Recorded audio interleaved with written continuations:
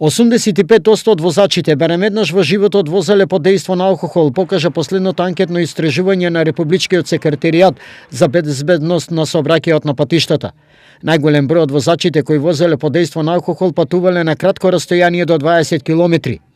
За Штип, последната контрола на Штипската сообраќајна полиција спроведена минатиот викенд покажа. Од извршената контрола, контролирани 204 возачи, кај 20 возачи е утврдено присуство на алкохол. Истите се исклучени од сообраќај, времено им се одземени возачките дозволи и издадени им се мандатни платни налози.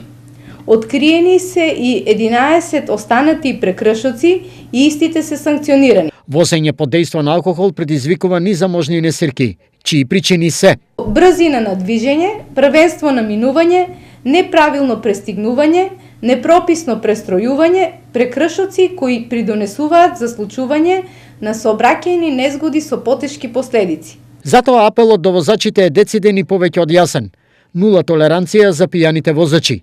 Казнените санкции во зависност од количината на алкохол во крвта изнесуваат до 375 евра во денарска противредност, односно до 60 негативни бода во возачката книшка, од максимум 100 и забрана за управување возило до 12 месеци. Сепак дополнуваат надлежните. Само една грешка, само еднаш, ама последиците се за секогаш.